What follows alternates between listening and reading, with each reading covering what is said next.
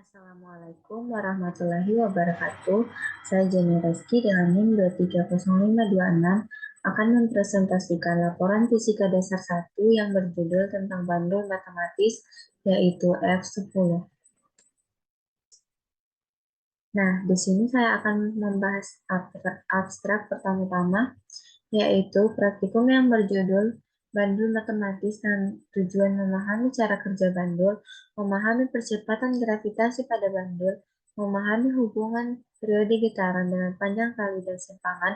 Pada praktikum kali ini digunakan tes simulator Colorado, yaitu kerja bandul matematis bergerak bolak-balik melalui titik setimbangnya atau gerak osilasi karena adanya gaya pemulih.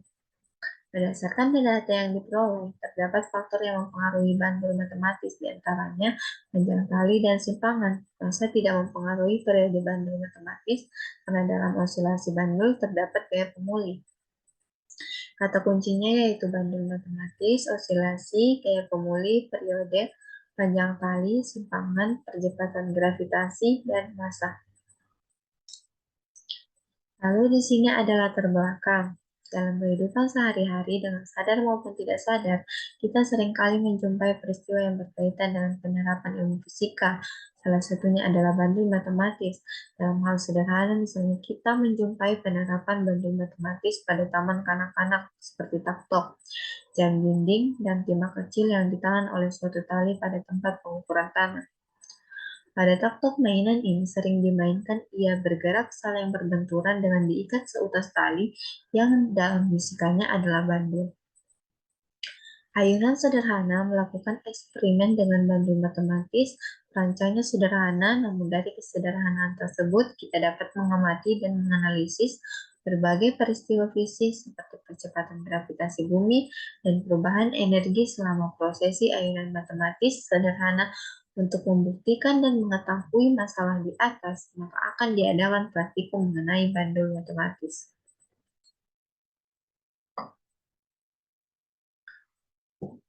Lalu di sini ada tujuan kita untuk melaksanakan praktikum tersebut. Yang pertama, menentukan percepatan gravitasi planet dengan menggunakan bandul matematis.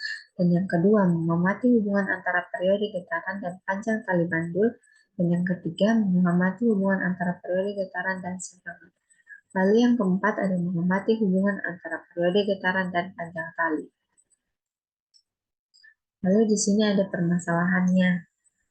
Dari tujuan tersebut ada permasalahannya, yaitu bagaimana menentukan percepatan gravitasi planet dengan menggunakan bandul matematis. Dan yang kedua, bagaimana mengamati hubungan antara periode getaran dan panjang tali bandul. Dan yang ketiga, bagaimana mengamati hubungan antara periode getaran dengan simpangan. Dan yang keempat, bagaimana mengamati hubungan antara periode getaran dan panjang tali. Lalu di sini ada dasar teorinya, bandul matematis adalah alat yang digunakan dalam praktikum yang paling sederhana untuk menentukan nilai gravitasi bumi.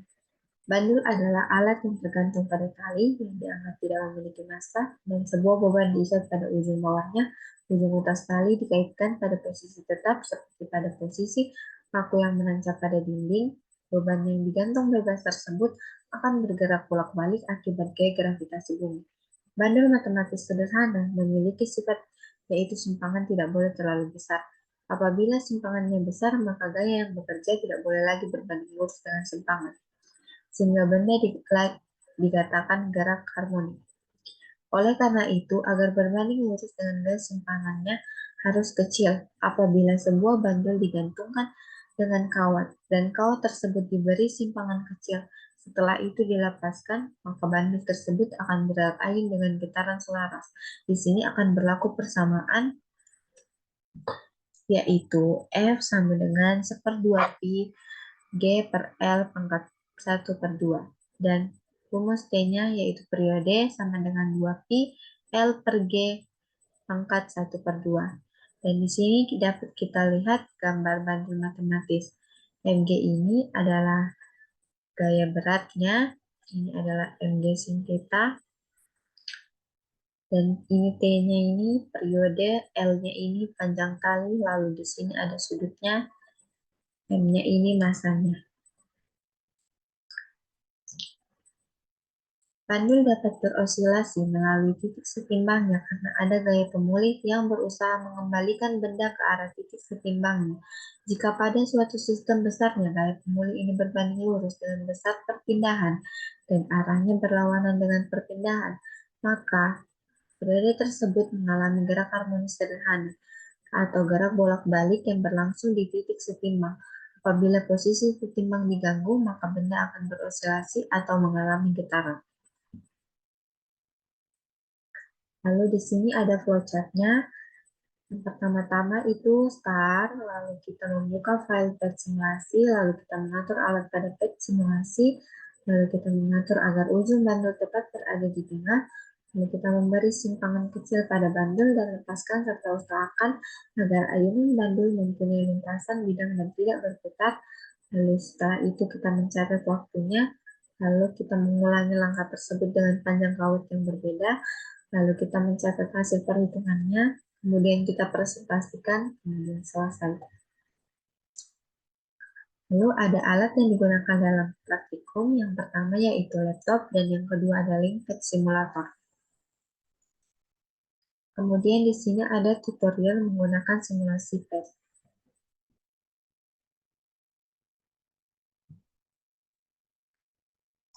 Di sini saya akan memberikan cara untuk kita melakukan praktikum dengan menggunakan PAD simulation pada bandul matematis ini. Nah, yang pertama-tama itu kita atur panjang talinya sesuai yang diberikan pada saat pengolahan data. Nah, kebetulan data yang diberikan oleh saya itu panjang talinya kita atur jadi 0,1 dan masanya itu kita atur jadi 0,80.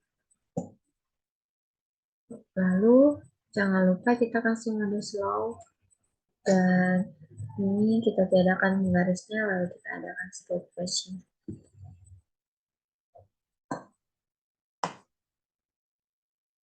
Kemudian kita atur ini, lalu sudutnya ini jadi 40 derajat. Kemudian kita mulai.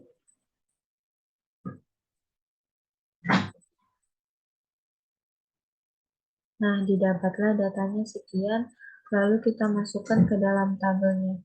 Begitupun untuk data kedua dan data ketiga itu, kita hanya mengubah masanya dan sudutnya. Lalu di sini ada pengolahan data yang diberikan pada kami pada saat pengambilan data. Data pertama yang kami dapat itu panjang talinya 0,1 sampai 1 dengan penambahan 0,1. Masanya itu 0,8, sudutnya 40 derajat, dan data dua yang kita dapat yaitu masanya 0,1 sampai 1 dengan penambahan 0,1, lalu panjang talinya 0,8, lalu sudutnya 40 derajat. Data 3 yang kami dapat yaitu panjang talinya dengan 0,8, masanya 0,8, sudutnya 8 derajat sampai 80 derajat, penambahan 8. Lalu di sini ada analisis data. Dari data yang diberikan kepada kami, setelah itu kami analisis. Kemudian jika L yang diberikan jika panjang talinya itu 0,1 sampai dengan 1, maka periode yang kita dapatkan pada T-nya itu 0,65 sampai 2,03. Dan T kuadratnya ini kita dapat sekian. T kuadrat ini dapat dari 0,65 dikali 0,65. Itu kita kuadratkan. Lalu, di data kita bisa lihat grafiknya seperti ini. Ini adalah grafik L dan T, dan ini adalah grafik L dan T kuadrat.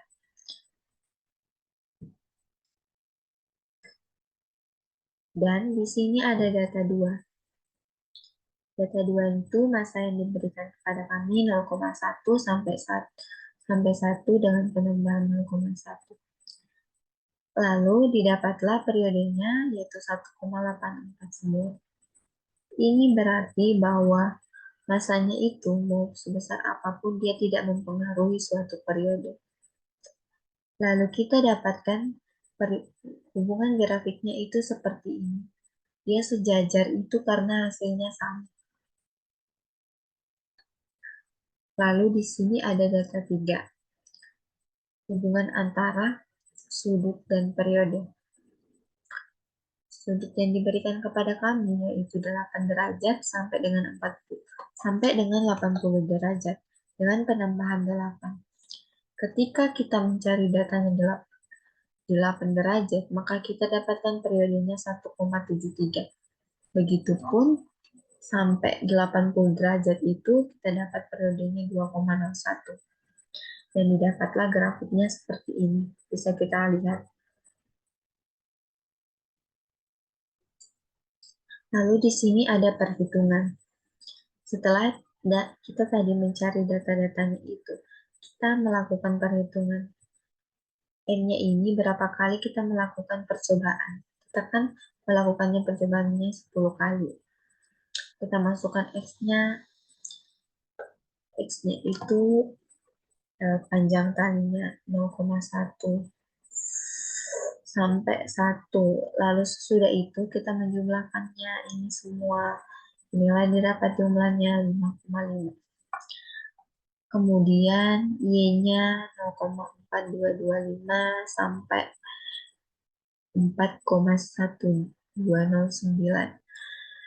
Dan setelah itu kita jumlahkan menjadi 22,7104. Lalu di sini ada X kuadrat. Nah, ini X kuadrat ini didapat dari 0,1 dikali 0,1 didapatlah hasilnya ini. Seperti juga yang tadi kita jumlahkan ini, kita dapat hasilnya 3,85. Kemudian di sini ada XY. Kita kalikan ini 0,1 dikali 0,4225 didapatlah hasilnya seperti ini. Begitupun seterusnya kita kalikan.